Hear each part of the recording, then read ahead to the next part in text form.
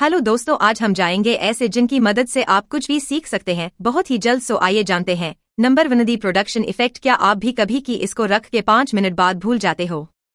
क्या आपने उसे लास्ट टाइम कहाँ रखा था? लेकिन आखिर ऐसा क्यों होता है कि हमारे ब्रेन को इतनी ऑब्वियस और इजी चीजों को याद रखने में प्रॉब्लम होती है? ऐसा इसलिए होता है क्योंकि हमारी मेमोरीज तो डिफरेंट कैटेगरीज में बटी होती है। पहली है इम्प्लिसिट और दूसरी है एक्सप्लिसिट। अब इम्प्लिसिट मेमोरीज वो होती है जिसमें हम चीजों को अनकॉन्शियसली याद रखते हैं, जैसे कि सुबह आपने ब्रश किया कि नहीं या ब्रेकफास्ट किया कि नहीं। ये सब चीजें हमें याद रखने की कोशिश नहीं करनी पड़ती क्योंकि ये सब एक्टिविटीज हमारी डेली हैबिट्स का पार्ट है और क्योंकि ये सब हैबिचुअल एक्टिविटीज इम्प्लिसिट मेमोरी का पार्ट है। वही हमें टेस्ट या एग्जाम से पहले काफी एफर्ट्स डाल के कॉन्शियसली चीजें याद रखनी पड़ती है, और ऐसी चीजें इसलिए याद होती है क्योंकि हम उन्हें कॉन्शियसली याद करते हैं, इसीलिए इसे एक्सप्लिसिट मेमोरी कहा जाता है। लेकिन इतना एफर्ट हम डेली हैबिटू चीजों को याद रखने में नहीं लगाते क्योंकि हम उन्हें बहुत लंबे समय तक रोज रिपीट करते आ रहे हैं। इसलिए ऐसी चीजों को कॉन्शियस माइंड में स्टोर करके रखना हमें जरूरी नहीं लगता। तभी कभी कभार ऐसे इजी टास्क को करने के बाद भी हमारा ब्रेन 100% श्योर नहीं होता कि हमने कार लॉक की है या नहीं, गैस बंद किया कि नहीं। तो यही प्रोडक्शन इफेक्ट काम में आता है, क्योंकि ये आपके अटेंशन को आपके बिहेवियर पे शिफ्ट करके आपकी इम्प्लिसिट मेमोरी को एक्सप्लिसिट मेमोरी में कन्वर्ट करके आपकी मदद करता है। फ्यूज मत होइए, बस आपको इतना करना है कि जो आप काम कर रहे हो उसे आपको थोड़ा लॉडली बोलना है। ऐसा करना बहुत सिंपल है और इसमें ज्यादा एफर्ट भी नहीं लगता, लेकिन ये आपकी हैबिचुअल थिंकिंग को याद करने में मदद करता है। वो इसलिए क्योंकि 2010 की एक स्टडी में यही बात सामने भी आई जब पार्टिसिपेंट्स को 2 ग्रुप में बांटा गया, जहां एक तरफ ग्रुप ए को वर्ड्स को साइलेंटली पढ़ना था और वहीं ग्रुप बी को हर वर्ड लाउडली बोलकर पढ़ना था। और आखिर में ग्रुप बी, जिसने हर वर्ड को तेज तेज लाउडली पढ़ा था, उन्हें कंटेंट ज्यादा अच्छे से याद रहा कंपेयर टू ग्रुप ए के। तो इससे ये पता चलता है कि वोकल प्रोडक्शन कितना बड़ा इम्पैक्ट डालता है हमारे चीजों को याद रखने की क्षमता में। अब क्योंकि ये सिंपल लेकिन पावरफुल टेक्निक है तो आप इसे आज इसे यूज कर सकते हैं अपनी मेमोरी को शार्प करने के लिए। Number 2, the power of paper. कुछ सालों से देखा जाए तो पेंसिल और पेपर की जरूरत या इंपॉर्टेंस कम होती जा रही है क्योंकि इसको रिप्लेस हमारे स्मार्टफोन्स और लैपटॉप्स ने कर दिया है। तभी मोस्टली कॉलेजेस या इंस्टीट्यूट्स में स्टूडेंट्स आजकल नोट्स लिखने के लिए पेपर, पेन और पेंसिल नहीं बल्कि कंप्यूटर्स, लैपटॉप या टैब्स का इस्तेमाल करते हैं, क्योंकि टेक्नोलॉजी आपको हेल्प करती है इन्फॉर्मेशन फास्ट कॉपी करने में। लेकिन ये जान के आपको कैसा लगेगा कि आपकी यही आदत आपकी नोट्स और सिलेबस को याद रखना मुश्किल बनाती जा रही है। 2014 की एक स्टडी में लिखने वाले और टाइप करने वाले स्टूडेंट्स के टेस्ट स्कोर्स को कंपेयर किया गया और आखिर में पेंसिल और पेपर वाले स्टूडेंट्स ने टाइपिंग करने वाले स्टूडेंट से अच्छा परफॉर्म किया, क्योंकि चीजों को लिखना ज्यादा इम्पैक्ट डालता है हमारे ब्रेन पे कंपेयर टू टाइपिंग के। ये मिथ थोड़ा ओल्ड स्कूल जरूर लगता है, लेकिन ये मिथ आपके ब्रेन को फोर्स करता है चीजें याद रखने में और प्रोसेसर करने में, बजाय कॉपी करने के। मोस्टली स्टूडेंट उतना तेज टाइप कर लेते हैं जितना स्पीड में उनका टीचर बोलता है, बिना ये रियलाइज करे कि वो ट्रांसक्राइब कर रहे हैं, ना कि एक्चुअल लर्निंग। अब क्योंकि पेंसिल और पेपर स्लोवर मेथड हैं, इसलिए हमें टाइम मिलता है इन्फॉर्मेशन को समझ के लिखने का, जिससे आप डीपली समझ सकते हो। साथ ही पेंसिल और पेपर मेथड में आपको डिलीट बटन जैसा कोई ऑप्शन नहीं मिलता, इसलिए आपको बिना ज्यादा मिस्टेक करे चीजों को ध्यान से लिखना होता है।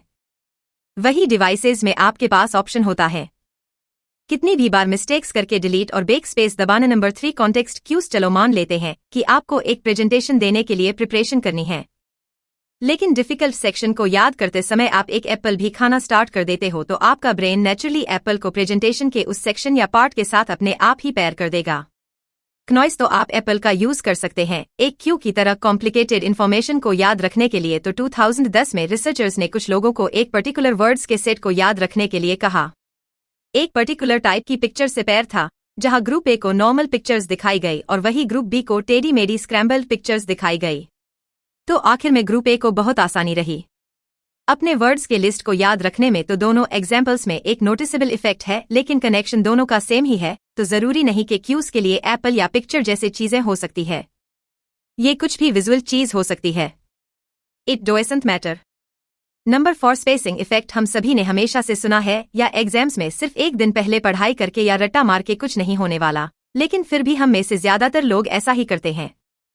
ठीक है, एग्जाम के एक दिन पहले ही ज्यादातर लोग पूरे सेमेस्टर की इन्फॉर्मेशन 24 घंटों के अंदर अपने दिमाग में डालने की कोशिश करते हैं, लेकिन आपने जितना पढ़ा होता है उसका आपको बहुत ही कम % एक्टिवली एग्जाम डे वाले दिन याद होता है, और आपका ब्रेन इतना एक्सहॉस्टेड और कंफ्यूज्ड फील करता है कि फिर वो प्रोडक्टिवली परफॉर्म ही नहीं कर पाता। वो इसलिए क्योंकि हमारा ब्रेन इसलिए टाइम में लिमिटेड इन्फॉर्मेशन स्टोर कर सकता है, तो हमें एक लंबा टाइम और प्रैक्टिस चाहिए होती है। लॉन्ग लास्टिंग मेमोरीज डेवलप करने के लिए या काफी इन्फॉर्मेशन को लंबे समय तक याद रखने के लिए साइंटिस्ट से दी स्पेसिंग इफेक्ट कहते हैं। क्योंकि हमारे प्रैक्टिस सेशंस के बीच में जो स्पेस होता है वही हमारे ब्रेन को एनकोड और रेस्ट करने में मदद करता है। इसको टेस्ट करने के लिए रिसर्चर्स ने 2 डिफरेंट टेक्निक को काम में लिया। पहली है मास्ड प्रैक्टिस और दूसरी है डिस्ट्रीब्यूटेड प्रैक्टिस।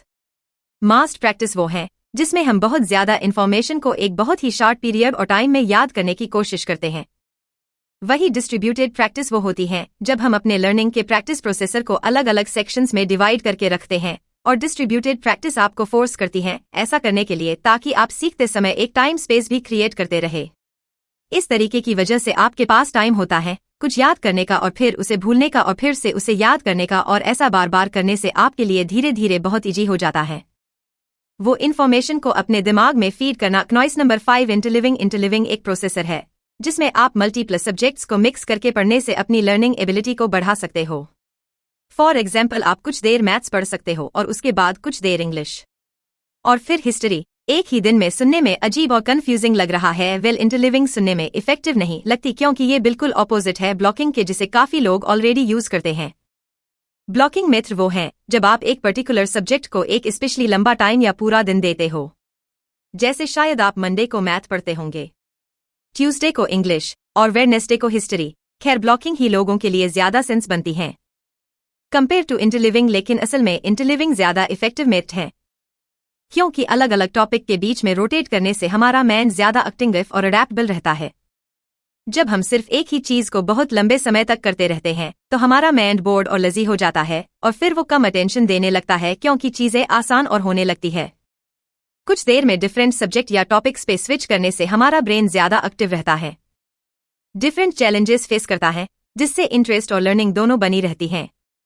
ये लर्निंग टेक्निक आपको ब्रॉडर कनेक्शंस को ड्रॉ करने में हेल्प करती है क्योंकि आप अपने ब्रेन को अपॉर्चुनिटी देते हो एक बिगर पिक्चर देखने की, जहां सिर्फ आप इन्फॉर्मेशन नहीं लेते बल्कि आप ये भी सोचते हो कि ये इन्फॉर्मेशन कहाँ और कैसे फिट हो सकती है। नंबर 6 सेल्फ टेस्टिंग एक और तरीका है मेमोरी को बूस्ट करने का। जब भी कभी आपको लगे कि आपने कुछ सीख लिया है या याद कर लिया है तो आपको एग्जाम या प्रेजेंटेशन वाले दिन तक का वेट नहीं करना चाहिए ये जानने के लिए क्या आपने ठीक से लर्न किया था या नहीं, बल्कि उससे पहले आप थोड़े थोड़े समय बाद अपने रिपीटेडली टेस्ट लिया करो कि आपको जिससे ये पता चल सके कि आपको सच में वो डेफिनेटली आता है या याद है कि नहीं। 10 में से आप 9 बार देखोगे कि आप अभी उतना प्रिपेयर्ड नहीं हो जितना आपको लगता था कि आप हो। लकुली सेल्फ टेस्टिंग शो करती है कि आप कहाँ पे अभी वीक हो और कहाँ आपको अभी और मेहनत ये याद करने की जरूरत है, और जितनी बार आप अपनी सेल्फ टेस्टिंग कर रहे हो उतनी बार आपको अपने आंसर्स को लाउड बोल के लिखना है ताकि वो आपकी मेमोरी में दोबारा रिपीट हो सके और आप उसे भूलो ना, बिल्कुल दी प्रोडक्शन इफेक्ट की तरह। तो इसी के साथ ये वीडियो यही खत्म होती है। अगर आपको ये वीडियो अच्छी लगी तो वीडियो को लाइक और सब्सक्राइब बटन पे क्लिक करके इस चैनल को ग्रो करने में सपोर्ट करो और बेल नोटिफिकेशन ऑन कर लीजिए ताकि आप आने वाली वीडियो मिस ना कर पाओ। और साथ ही अगर आप चाहते हो कि हम किसी और टॉपिक या प्रॉब्लम पे वीडियो बनाए तो प्लीज हमें कमेंट बॉक्स में बताएं, हम उस पे वीडियो बनाने की कोशिश करेंगे क्योंकि हम यहाँ आपकी हेल्प चाहते हैं। Thank you for watching.